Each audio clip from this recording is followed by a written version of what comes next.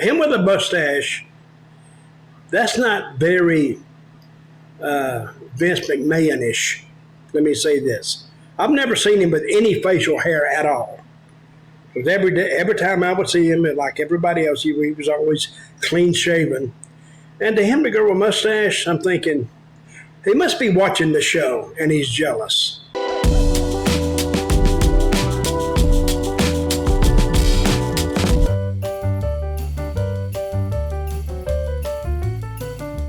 Well, we kind of swagged off with the whole Bray Wyatt and Brock Lesnar thing from Vince McMahon being at the GOAT position at Raw, and it wasn't even the talk about him having input on creative that was the talk backstage. It was more about his appearance. As someone that has known Vince for 30, 40 years, were you shocked to hear that Vince McMahon has a mustache? Because the word backstage is that Vince McMahon having a mustache and darker hair was more of a shock to people than if he went bald. Why is that, Dutch?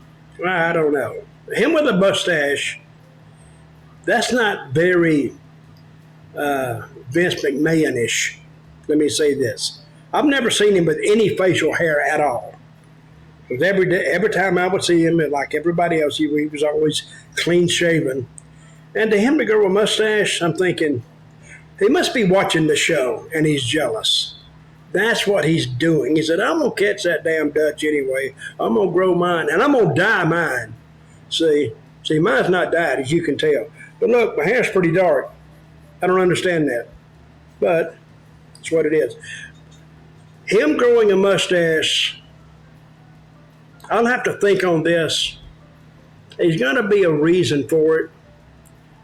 And there's probably a woman in Vince's life right now, since he's not living with Linda, and he's still married, right? I think maybe legally, but he's also legally separated. So okay.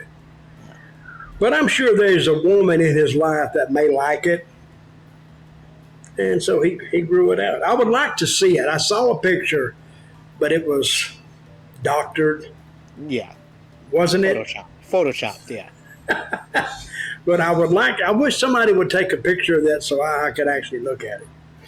But I think Vince right now is actually enjoying his life more, because now he likes people to be against him. He's an antagonistic type anyway, and he likes to fight. He likes to be aggressive. And him and who's his attorney? What's his attorney's name? He's had for years. McDevitt. They fought for years and years and years and years.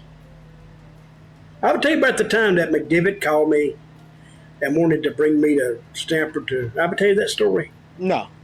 Okay, Tiger Jeet Singh. He was in Puerto Rico and he fell. A wrestler falling in the ring. I mean, off the bumps we take, and he fell. Oh, he got hurt. So he went home, and he blamed it.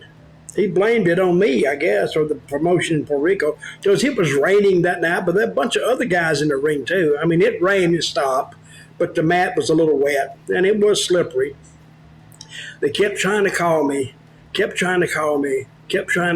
I wouldn't take the call. Finally, he called me, and I answered the phone, and it was Jerry McDevitt. I said, yeah, Jerry, well, what can I do for you?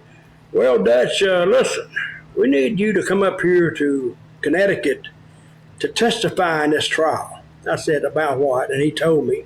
I said, well, I can't leave here because I'm booking here. And he wanted me to come up there for like 2 weeks.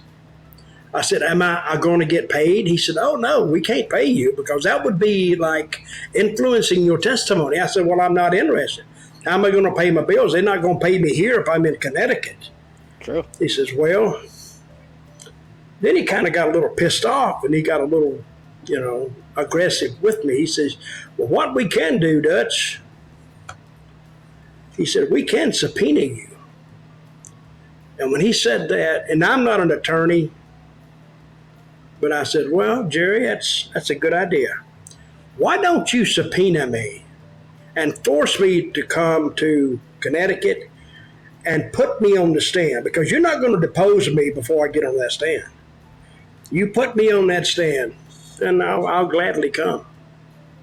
That said, well, you put me on the stand, Jerry, and I will refute everything you've said. I will take full blame. And I said, the company will be, he said, okay, Dutch, okay, I get the point. He left me alone, and I never went to Connecticut. And he did tell Undertaker, he said, you know, that friend of yours, that Dutch, he's out there, isn't he? He said, oh, yeah, he can be at times. But all I said was, you put me on the stand, and let's check the outcome when I get off of it. And he didn't bring me. Now, who wants to go to Connecticut in the wintertime and sit around for 3 or 4 or 5 days or 2 weeks and going, I hate Connecticut. I hate the Northeast anyway. It's cold. It's damp. Yeah. It's cold. I don't know. And they don't have barbecue places I like to go to. So, okay. I was like, we do have barbecue places in New York. But not like down south. Yeah. I mean, that's not like Louisiana. And not like Georgia. All right, continue. Ask me another question. Fair. That is so fair. I can Talking about so I can bullshit my way along here. Okay.